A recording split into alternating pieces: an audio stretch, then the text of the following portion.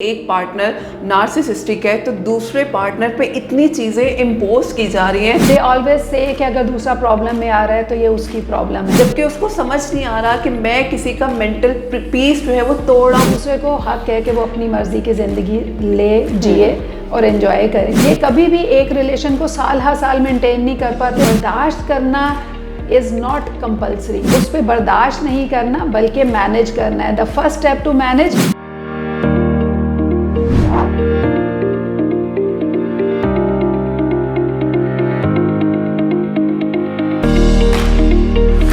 अस्सलाम वालेकुम एवरीवन, मेरा नाम मौफिया मलिक है और आज हम कासिम अली शाह फाउंडेशन में साइकोलॉजिकल अवेयरनेस के हवाले से बात करेंगे। जैसा कि आप सब लोग जानते हैं, नफ्सियाती सेहत बहुत ज़्यादा ज़रूरी है और हमारे यहाँ इसकी अवेयरनेस जितनी ज़्यादा हो उतनी ही कम है। आज हम एक बहुत ही इम्पॉर्टेंट टॉपिक पे बात करेंगे। स्पेशली आज मैं टारगेट करूँगी हमारे टीनेजर्स को। टीनेजर्स से 30s की एज में ये वो क्रूशल टाइम पीरियड है जब हम किसी रिलेशनशिप में जाते हैं, कि वो क्रूशल टाइम पीरियड है जब हमारी शादियां होती हैं और हमने एक नए रिश्ते की तरफ जाना होता है। अब इस रिश्ते में जाने से पहले बहुत सी चीज़ें हैं जो हम लोगों को देखना ज़रूरी है, लेकिन हम लोग अक्सर निगलेक्ट कर जाते हैं। क्या रीज़न है? स्पेशली मैं बात करूँगी कि हम लोगों के साथ जो दूसरा पार्टनर है उसकी नेचर कैसी हो। स्पेशली हम देखते हैं बहुत से लोग इगोइस्टिक होते हैं, नार्सिसिज्म बहुत ज़्यादा है और स्पेशली मैं कहूँगी नार्सिसिस्टिक जो पर्सनालिटी के लोग हैं उनके साथ हम कैसे सर्वाइव कर सकते हैं। क्योंकि किसी भी रिश्ते की बुनियाद प्यार मोहब्बत पर तो होती है, लेकिन उसमें अगर वक्त के साथ साथ ईगो आना शुरू हो जाए तो वो किसी भी रिश्ते को ख़त्म कर देती है। आज हम इसी पे बात करेंगे। हमारे साथ जो गेस्ट मौजूद हैं, कंसल्टेंट साइकोलॉजिस्ट मौजूद हैं, मिस तहमीना यासिर। आइए उनसे बात करते हैं। अस्सलाम वालेकुम मिस, कैसी हैं आप? वालेकुम अस्सलाम, अल्हम्दुलिल्लाह बिल्कुल ठीक। अच्छा, अभी हम बात कर रहे थे, बड़ा इम्पॉर्टेंट अलमिया हमारी सोसाइटी का ये है कि हम लोग किसी भी रिलेशनशिप या किसी भी शादी से पहले इस चीज़ को फाइंड आउट नहीं करते कि अगले इंसान की पर्सनालिटी कैसी है, और वो एक आप कह लेना फ्रेम हम लोग सेट कर देते हैं। अगर मैंने किसी लड़की या लड़के के साथ बातचीत करनी है तो मैंने अपने अल्फाज का चुनाव बहुत बेहतरीन करना है, एक एप्रिसिएशन अफेक्शन लास्ट में दिखानी है। लेकिन उसके पीछे जो हमारी पर्सनालिटी में ये नार्सिसिस्टिक पर्सनालिटी आ जाती है उसको हम डिनाई कर देते हैं। व्हाट डू यू थिंक कि ये जो नार्सिसिज्म है हमारे यहाँ ये बहुत ज़्यादा बढ़ता जा रहा है, लेकिन हम लोग ऐसा पर्सनालिटी का ड्यूअल रोल प्ले करते हैं कि हम कहीं पे ये शो करते ही नहीं है कि ये हमारी पर्सनालिटी का हिस्सा है। जी बिल्कुल, नार्सिसिज्म जो है, ये जो नार्सिसिस्टिक पर्सनालिटी जिन लोगों की होती है उनकी पर्सनालिटी का हिस्सा होता है। ये पर्सनालिटी जो है ये विद टाइम डेवलप होती है। यानी ऐसा नहीं होता कि नार्सिसिस्ट जो है वो पैदा ही नार्सिसिज्म के साथ हो। हाँ, उसकी फैमिली में जेनेटिक्स में ये ज़रूर हो सकता है कि वो लोग सेल्फ सेंटर्ड हों, सेल्फ लव बहुत ज़्यादा हो, एम्पथाइज उतना ना करते हों। लेकिन मोस्टली देखा ये गया है कि नार्सिसिस्ट जो है वो अपने चाइल्डहुड में जो कुछ बिहेवियर्स उसके साथ रखे जाते हैं उनकी वजह से एक ख़ास तरह की उसकी आदत डेवलप हो जाती है और उसकी वजह से वो फिर दूसरों के साथ नार्सिसिज्म के अंडर बिहेव करता है, उनके साथ डील करता है और प्रॉब्लम्स क्रिएट होती हैं। तो इसमें जो अहम चीज़ है वो ये है कि नार्सिसिस्ट जो है उसकी सेल्फ इस्टीम लो होती है, जो कि उसके बचपन में जो उसके साथ रवैये रखे गए उसकी वजह से होती है। लेकिन उस सेल्फ इस्टीम के लो होने के साथ वो दूसरों को डिग्रेड करके, उनको डीवैल्यू करके, उनके साथ एक ख़ास तरीके से बिहेव करके उनको प्रॉब्लम देता है। यानी अपनी सेल्फ सेटिस्फेक्शन को हम इस तरह से इम्पोज करते हैं। बिल्कुल, अपनी सेल्फ इस्टीम को बूस्ट करने के लिए वो दूसरों की सेल्फ इस्टीम जो है उसको हर्ट करते हैं, उसको तकलीफ़ देते हैं और वो काफ़ी हद तक ये बात समझ रहे होते हैं, लेकिन वो इसको वैल्यू नहीं दे पाते क्योंकि उनका फोकस होता है अपनी ज़ात के ऊपर। तो इसमें अगर हम जाने कि वो अपनी ज़ात पे क्यों फोकस करते हैं तो दैट इज़ इम्पॉर्टेंट। अच्छा मैम, कोई भी रिश्ता है, चाहे वो एक रिलेशनशिप है या एक शादी से पहले का प्री मैरिटल, हम लोगों की बातचीत भी होती है, हम एक दूसरे की फैमिली को अंडरस्टैंड करने की कोशिश करते हैं, लेकिन जब स्पाउस की आपस में बात आती है तो हमें समझ नहीं आता। जिस तरह से आपने कुछ साइंस और सिम्टम्स बताए हैं कि किसी भी नार्सिसिस्टिक पर्सनालिटी में ये साइंस और सिम्टम्स हो सकते हैं, अब वो लोग हमारे साथ प्ले कर रहे होते हैं और हमें समझ नहीं आती कि एक नार्सिसिस्टिक पर्सनालिटी का पर्सन है, वो मेरे साथ इतना अच्छे तरीके से प्ले करेगा कि मुझे समझ नहीं आएगा, और उसमें हमेशा मैं अपने आप को खुद करूँगी कि मेरी ही गलती है और मैं ही सब कुछ गलत कर रही हूँ। बेशक अगला इंसान एक ऐसा सीन क्रिएट करे, हमें वो समझ नहीं आती। तो ऐसा क्यों होता है, इसके पीछे की साइकोलॉजी क्या है? देखिए, ये लोग जो होते हैं इनकी साइकी ये होती है कि ये अपने आप को बहुत अहम समझते हैं। दैट इज़ ग्रैंडियोस, यानी अपने आप को एक स्पेशल पर्सन के तौर पे लेते हैं, और उसके साथ वो चाहते हैं कि उनको इसी तरह का रवैया दूसरों की तरफ से मिले, जिससे उनके ग्रैंडियोस जो है वो बढ़े, यानी उनकी सेटिस्फेक्शन हो, वो अपने आप को अहम जाने, और उसके लिए वैलिडेशन जिसे हम कहते हैं ना, यानी दूसरों से वो वैलिडेशन लेना चाहते हैं। तो ये वाला जो बिहेवियर होता है, इसकी वजह से वो दूसरों को सफ़र कराते हैं। जब वो कहते हैं कि मुझे एडमायरेशन चाहिए, मैं एक स्पेशल इंसान हूँ, मैं सबसे अक्लमंद हूँ, मैं सबसे ज़्यादा ज़हीन हूँ, मुझे सब कुछ पता है, तो फिर वो दूसरे को अपने से लो लेवल पे रखते हुए उससे एक्सेप्टेंस चाहते हैं। बहुत से लोग एक्सेप्टेंस दे देते हैं, लेकिन मामला यहाँ पे नहीं रुकता, मामला इससे आगे बढ़ता जाता है। एक्सेप्टेंस दी तो अब अगले स्टेप पर एक और बात पर एक्सेप्टेंस देनी पड़ जाएगी। तो ये जब एक्सेप्टेंस देते चले जाते हैं तो उसका ईगो बढ़ता जाता है, वो अपनी सेल्फ एस्टीम जो लो थी उसको बढ़ाता जा रहा है, लेकिन आप सफ़र करना शुरू हो गए। तो इसके लिए सबसे पहला पॉइंट जो होता है ना, जो कि हमें समझना है, वो ये कि दूसरे शख्स के साथ जब भी हम इंटरेक्ट करते हैं, चाहे वो प्री मैरिटल रिलेशन है या वो मैरिज के बाद का कपल का रिलेशन है, उसमें हमें ये बात समझनी है कि हम देखें कि दूसरा शख्स जो है वो आपको कितनी वैल्यू दे रहा है। नॉट इन द सेंस कि मैं दूसरे को वैल्यू दे रही हूँ, बल्कि आपको आपकी ज़ात को अहमियत देते हुए value they. That is called empathy, यानी आपकी जगह पर रखते हुए आपको वैल्यू दे, और वो अपने हवाले से क्या सोचता है। अगर हमें लगता है कि वो हर वक्त मैं और इसी तरह की बातें कर रहा है, दैट मीन्स कि वो शख्स जो है वो सेल्फ के ऊपर ज़्यादा फोकस करता है, और अगर वो आपकी ख्वाहिशात को वैल्यू नहीं देता, लेकिन आपके लिए जो वो खुद सोचता है उसको वैल्यू देता है, तो वो आपको मैनिपुलेट कर रहा है। यानी वो आपको कहता है कि जी मैं चाहता हूँ कि तुम्हें ये मिले, और देखो मैं कितना अच्छा हूँ। तो ये बात रियलाइज करनी है कि मुझे क्या चाहिए, ये उस शख्स को अगर पता होगा तब ही वो इस साइन को समझ सकेगा, रेड फ्लैग जान जाएगा कि भाई ये तो मुझे केयर तो दे रहा है, लेकिन अपनी मर्जी की दे रहा है। तो ये सबसे पहला पॉइंट होता है जिसमें ग्रैंडियोस भी आ जाता है, और एम्पैथी का लो होना या लैक ऑफ एम्पैथी जो है ये आ जाती है। और पोजेसिवनेस भी मुझे लगता है फिर ओवर हो जाती है इन लोगों में, कि अगर मेरा राइट है तो जस्ट मेरा ही है, इसके मेरे अलावा कोई इससे बात नहीं कर सकता, या मतलब बहुत से स्पाउस में ये चीज़ हम देखते हैं। बिल्कुल आइसोलेट कर देते हैं, इसलिए कि वो नहीं चाहते कि मेरा है जो मुझे एनर्जी दे रहा है, जो शख्स मेरी सेल्फ इस्टीम को बूस्ट कर रहा है, मेरे तारीफ़ कर रहा है, मुझे वैलिडेट कर रहा है, मुझे अहमियत दे रहा है, वो किसी और की तरफ फोकस ना करे। इसी वजह से वो उनको आइसोलेट करना शुरू हो जाते हैं अपनी लव बॉम्बिंग के साथ, यानी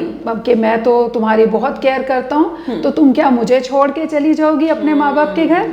दिस इज़ द कंसेप्ट, यानी वो इमोशनल ब्लैकमेलिंग शुरू हो जाती है, और भी बहुत सारे गैस लाइटिंग करते हैं, गिल्ट ट्रिपिंग करते हैं, ये सारे बिहेवियर्स जो है आहिस्ता आहिस्ता उनके नज़र आते हैं। तो हमें इन साइंस और सिम्टम्स को हमेशा ज़हन में रखना है कि ये साइंस और सिम्टम्स जो हैं ये बताते हैं कि ये शख्स जो है बेशक शो तो यही करा रहा है कि मेरी केयर हो रही है, लेकिन असल में वो अपना मकसद हासिल करना चाह रहा है, और उसका मकसद है अपनी सेल्फ वैलिडेशन, अपने ग्रैंडियोस की सेटिस्फेक्शन, और अपने हवाले से एक कंट्रोल वाली सिचुएशन, कंट्रोल करना। बिल्कुल। और मेरा ख्याल है इस नार्सिसिस्टिक पर्सनालिटी में उसके इर्द गिर्द के लोग भी सफ़र करते हैं। जिस तरह से आपने बताया कि अगर एक पार्टनर नार्सिसिस्टिक है तो दूसरे पार्टनर पे इतनी चीज़ें इम्पोज की जा रही हैं, तो वो भी कहीं ना कहीं मेंटल हेल्थ इश्यूज से सफ़र कर रहा है, जबकि उसको समझ नहीं आ रहा कि मैं किसी का मेंटल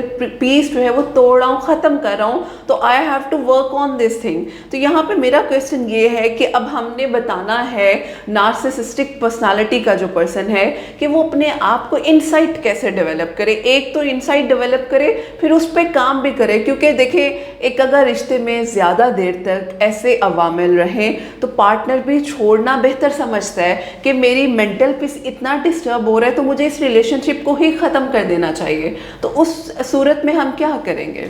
देखिए, नार्सिसिस्ट जो होता है उसके लिए सबसे पहले तो अवेयरनेस की ज़रूरत होती है, इसलिए कि मोस्टली नार्सिसिस्ट जो हैं वो अवेयरनेस नहीं रखते कि उनकी वजह से दूसरे प्रॉब्लम में आ रहे हैं। दे ऑलवेज से कि अगर दूसरा प्रॉब्लम में आ रहा है तो ये उसकी प्रॉब्लम है, बिल्कुल, ये मेरी प्रॉब्लम नहीं है। तो उनको सबसे पहले ये अवेयरनेस देने की कि ये वाले जो आपके बिहेवियर्स हैं ये प्रॉब्लम क्रिएट कर रहे हैं। सबसे बड़ा इंपॉर्टेंट पॉइंट जो होता है वो होता है कि वो बाउंड्रीज ब्रीच करते हैं। बिल्कुल, यानी मेरा कोई काम है और वो मेरे काम में मुझे सजेशन देकर मुझसे ज़बरदस्ती वो काम करवाएगा कि नहीं ये तुम्हारे फ़ायदे के लिए। सो बाउंड्रीज ब्रीच कर रहे हैं। दे शुड नो कि बाउंड्रीज जब मैं दूसरे की ब्रीच करता हूँ तो मैं उसको उसकी मर्ज़ी की ज़िंदगी नहीं दे पा रहा, अगर मैं देना चाहता हूँ। और दूसरे को हक है कि वो अपनी मर्ज़ी की ज़िंदगी ले, जिए और एंजॉय करे। तो एक तो ये चीज़ आ जाती है, उनको अवेयरनेस हो। फिर दूसरा ये आ जाता है कि अपने बिहेवियर्स को चेंज किया जा सकता है। जैसे मैंने शुरू में बताया कि बचपन में जो ट्रेनिंग हुई उसकी बेसिस पर उनके ये बिहेवियर्स बने। तो आज अगर वो समझ जाते हैं कि ठीक है मेरे रिलेशंस ख़राब हो रहे हैं, इन लोगों के रिलेशंस ख़राब हो रहे होते हैं ना, ये कभी भी एक रिलेशन को साल हर साल मेंटेन नहीं कर पाते, सवाए उस वाइफ के रिलेशन के या उस हस्बैंड के रिलेशन के जो कि मजबूर हो जाते हैं जिंदगी गुजारने की, उनके अलावा रिलेशंस खत्म हो रहे होते हैं। तो उनको ये रियलाइज करना है कि ये जो मेरे रिलेशंस खराब हो रहे हैं there is a reason.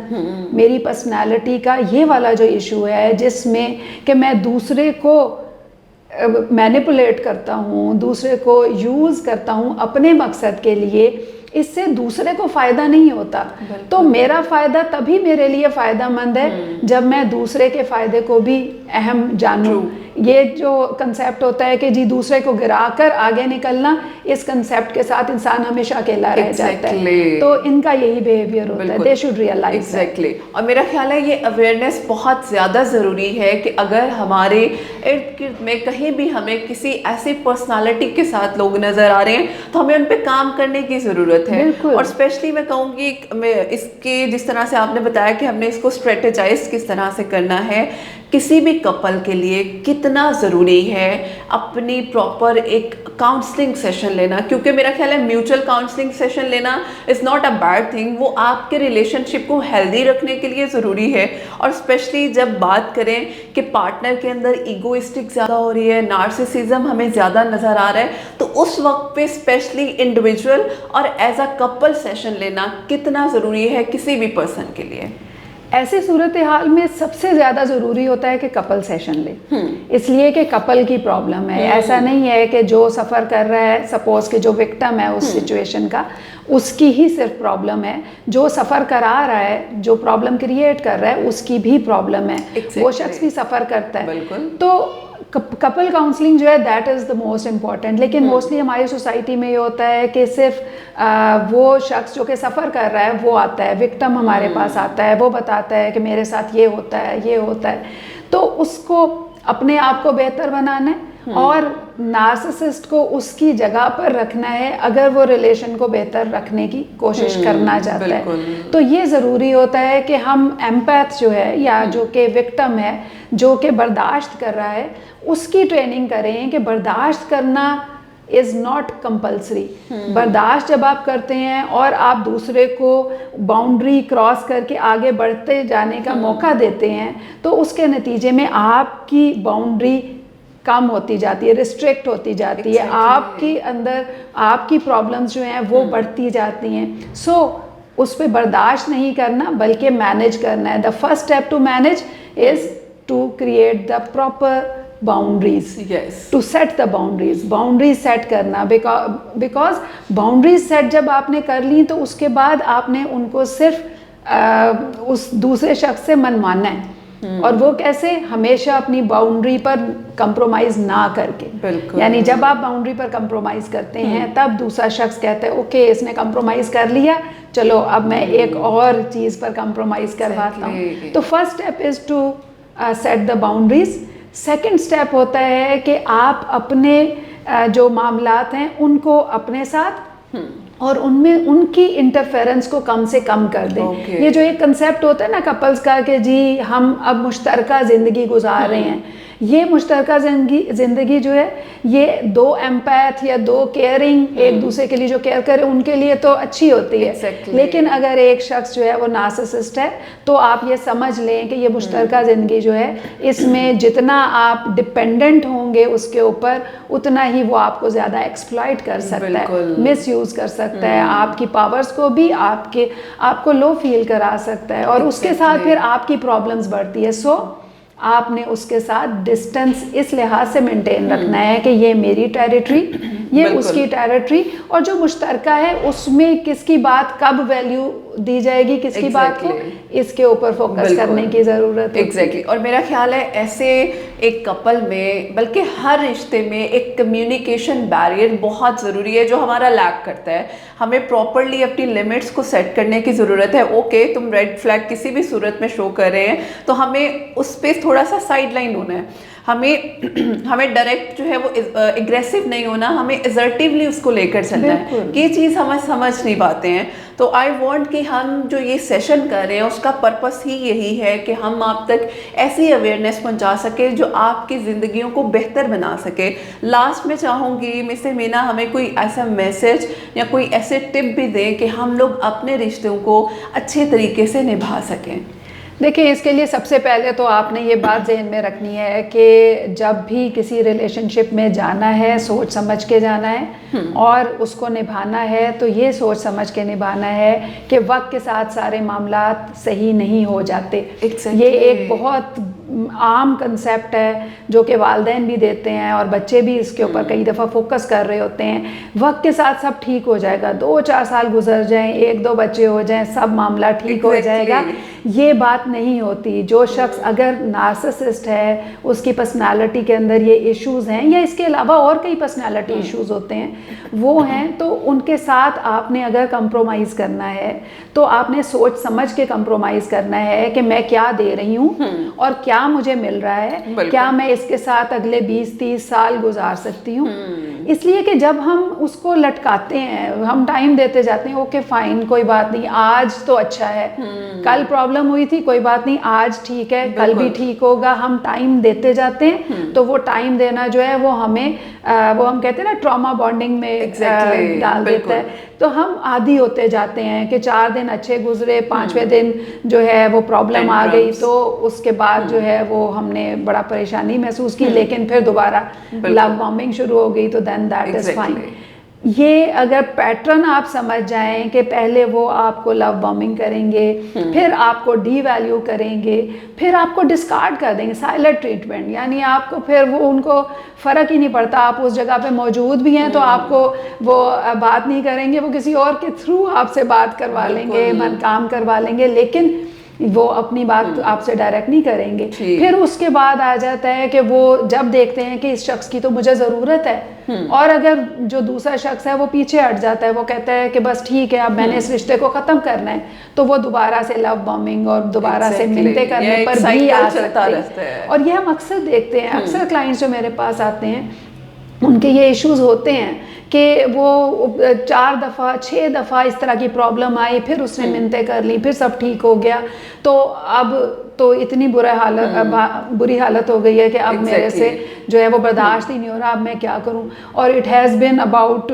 10 years 20 years और उसके बाद ये सब हो रहा होता है। तो हमें रियलाइज़ करना है कि इतना अरसा अगर हमने गुजार दिया तो हम उसकी भी हैबिट हमने कंफर्म कर दी और उसको पक्का वो नार्सिसिस्टिक पर्सनालिटी उसकी बनने दी और अपनी भी हैबिट कंफर्म कर दी कि हम भी वो एक टिपिकल बर्दाश्त करने और हर चीज़ को, बल्कि उसमें डिप्रेशन के सिम्टम्स आना शुरू हो जाते हैं उन लोगों में कि उन्हें लगता है कि शायद अब ऐसी ही ज़िंदगी गुजरनी है, अब कुछ नहीं होने वाला। यहाँ पे मैं इंटरलिंक बल्कि पूछना भी चाहूँगी आपसे कि हमारे यहाँ पेरेंट्स का डायलेमा भी ये है कि अगर मेरे बच्चे की पर्सनैलिटी ऐसी है, इसकी शादी कर दो ये सही हो जाएगा, लड़की है इसकी शादी कर दो ये सही हो जाएगा। ये ज़रा लास्ट हमारे पेरेंट्स को भी आप कॉर्ड कर दें कि हम अपने बच्चों का इलाज करने की बजाय कहते हैं हर मसले का हल शादी है, शादी हो जाएगी, बच्चे की पर्सनालिटी सही हो जाएगी, एंगर इश्यूज सही हो जाएंगे, कोई भी मसाइल हैं तो हमारे यहाँ एक ही सोल्यूशन है, वो है शादी। ऐसा क्यों है?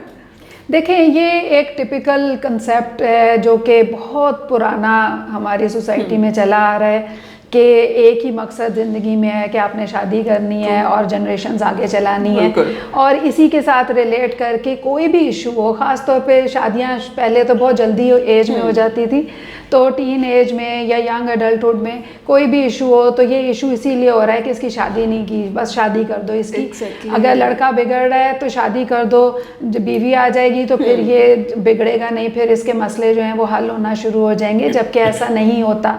वालिदैन को ख़ास तौर पे इस बात को जहन में रखना चाहिए कि जो शख्स बिगड़ रहा है या जिसके कोई मसाइल आ रहे हैं तो वो मसाइल उसकी अपनी पर्सनालिटी की वजह से आ रहे हैं, तो उसको इलाज की ज़रूरत है, उसको हल पता होना चाहिए कि मेरी प्रॉब्लम ये है तो मुझे इसका हल करना है और ये इस तरीके से होगा, और उसके लिए फिर वो क्लिनिकल साइकोलॉजिस्ट या साइकोलॉजिस्ट के पास जा सकते हैं और गाइडेंस ले सकते हैं। Thank you so much for sharing this wonderful knowledge with us.